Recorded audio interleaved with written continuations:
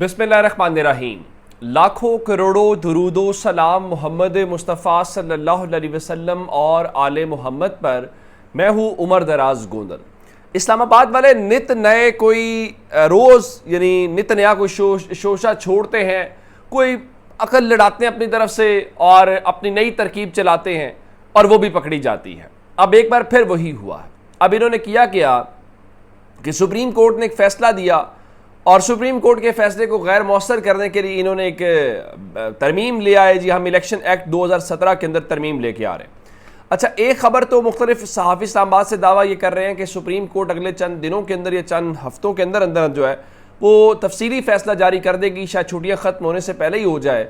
तो ये जो बहुत चीखें मार रहे हैं या इनका ख्याल है कि ये कंट्रोल कर लेंगे सुप्रीम कोर्ट के फैसले को, तो ये गलतफहमी इनकी दूर हो जाएगी। नंबर 1 मामला तो ये है। अब दूसरा, कल चूंकि ये कमेटी से बिल अप्रूव हो गया है और कमेटी के बाद इसे अब असेंबली के अंदर आना है और कल कौमी असेंबली का इजलास इन्होंने बुला रखा है और कौमी असेंबली का जो इजलास बुलाया है उसमें इत्तलात ये हैं कि कल ये उस तरमीम की मंजूरी लेना चाहते हैं रातों रात और उसको लेके आना चाहते हैं।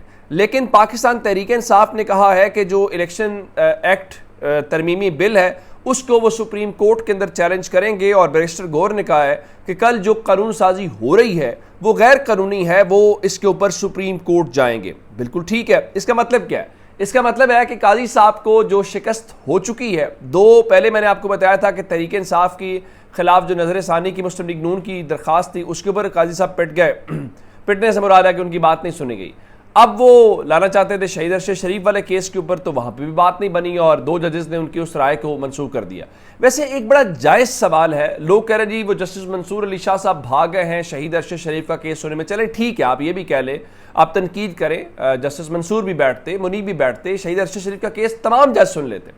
लेकिन एक सवाल है, काजी फायज ईसा साहब खुद जो हैं वो क्यों नहीं शहीद अरशद शरीफ का केस सुनते? आप भुट्टो साहब के केस में तो बैठना चाहते थे, लेकिन शहीद अरशद शरीफ के केस में आप क्यों नहीं बैठना चाहते? क्या ये भी उसी तरह से फौजी अदालतों की तरह एक हसास मामला है और इस हसास मामले में आप अलग रखना चाहते हैं और आप अपने आप को इमरान खान या तहरीक इंसाफ से जुड़े हुए जो केसेस हैं उनमें लेके आना चाहते हैं?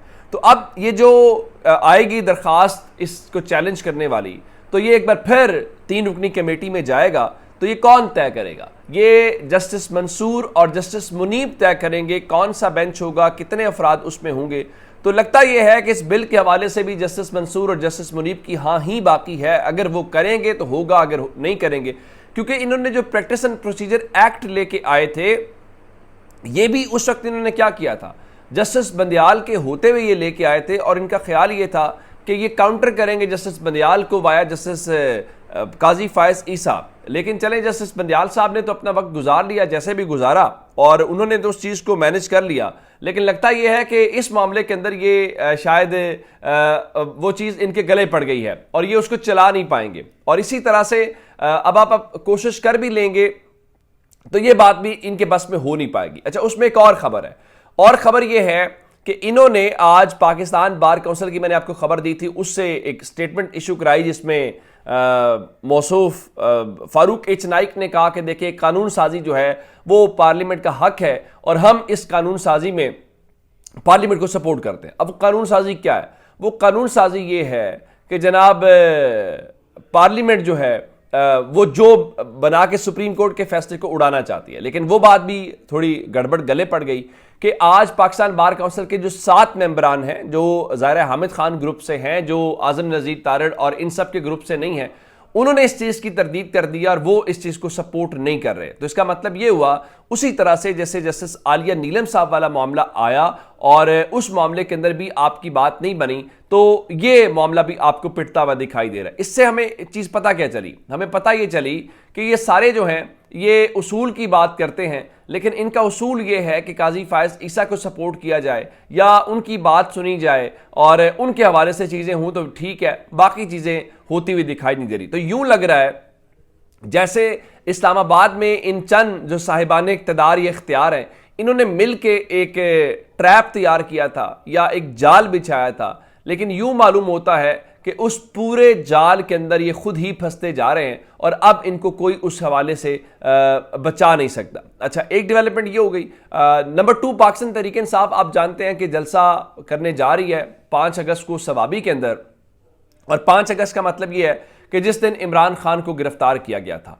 लेकिन जो जमात इस्लामी है उनके साथ आप जानते हैं कि इनके मुज़ाकरात हुकूमत के हुए, लेकिन उन मुज़ाकरात में क्या बात बननी थी? वही बात जो इमरान खान कहते हैं कि हुकूमत से क्या मुज़ाकरात करें, इस हुकूमत के पास क्या समझते हैं कोई इख्तियार है? जाहिर है इस हुकूमत के पास इख्तियार नहीं है, तो वो बात बनती हुई दिखाई नहीं दे रही। अब जमात इस्लामी जो है उनके मुतालिक इत्तलात ये आ रही हैं कि वो अपने इस धरने को यहां से निकाल के मुल्क के चारों सूबों में जो सूबाई दारुल हुकूमतें हैं वहां पे लेके जाना चाहते हैं। और अब इत्तलात ये हैं कि अगले चंद हफ्तों का उन्होंने बंदोबस्त भी कर लिया है कि वो इस चीज़ को लेके चलेंगे। तो बिल्कुल ठीक है, अगर ये करेंगे उसका फ़ायदा किसको होगा? कम से कम इस हुकूमत को तो उसमें उसकी कोई खैर की खबर नहीं है। ये हुकूमत तो उसमें से एक परेशानी का एलिमेंट इनके लिए ज़्यादा से ज़्यादा होगा। चले, अगर ये उस तरह से करना चाहते हैं तो कोई इनको रोक नहीं सकता। अच्छा, एक डेवलपमेंट हो गई ये। उसके बाद अगली बात जो इंपॉर्टेंट है वो अडियाला जेल से है। अच्छा, अडियाला जेल में क्या हुआ कि इन्होंने पहले कुछ अफसरान को तब्दील किया, फिर बाकी खबरें आई तो इमरान खान ने एक बड़ी दिलचस्प बात की थी और कहा था कि एक बिल्ली है वो मेरे से मानूस हो गई है, अब पता नहीं उस बिल्ली का तबादला कैसे करते हैं। तो अब अडियाला से एक और खबर ये आई है कि वहां पे एक बार फिर जो होम डिपार्टमेंट पंजाब है उसने तकर्रो तबादले किए हैं और वहां पे कुछ लोगों को तब्दील किया गया। लगता यह है कि हर वक्त आपकी पूरी की पूरी कोशिश या एफर्ट इस बात के ऊपर है कि आपने इमरान खान को काउंटर कैसे करना है।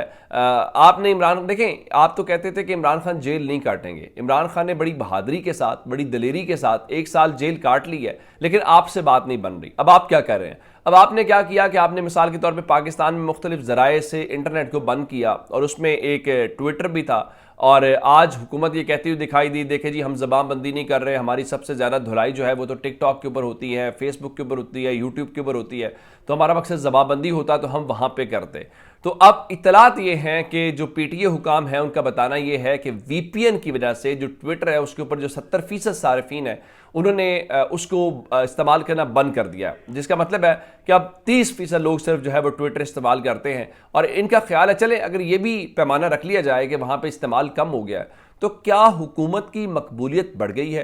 क्या इमरान खान की मकबूलियत कम हो गई है? तो इस सवाल का जवाब है नहीं। अगर ये नहीं हुआ तो फिर आपका ये मकसद जो है वो तो पूरा नहीं होता। तो फिर आप क्या कर सकते हैं? आप फायरवॉल लेके आ गए। आप फायरवॉल लगाने से भी अगर आप ये समझते हैं, हाँ, ये है कि आपने अब मुख्तलिफ नेटवर्क्स लॉन्च किए हैं मुख्तलिफ नामों से और मुख्तलिफ लोग भर्ती किए हैं और वहाँ पे आप बयानिया बनाना चाहते हैं। असल बात आपका ख्याल है कि इस बंदे को भर्ती कर लेंगे तो उससे बयानिया बन जाएगा। बयानिया लोगों से नहीं बनता। प्रॉब्लम कुछ और है। प्रॉब्लम ये है कि आप जो समझना नहीं चाहते वो ये है कि बयानिया बनाना आपके बस की बात नहीं है। आप जितनी मर्जी बातें कर लें, आपसे ये काम जो है वो नहीं हो पाएगा, ना आप ये कर सकते हैं। बाकी आपकी कोशिशें ज़ाहिर है उससे तो आपको कोई जो है वो रोक नहीं सकता। तो ये अब तक की डेवलपमेंट से अपना बहुत सारा ख्याल रखिएगा। खुदा हाफिज़।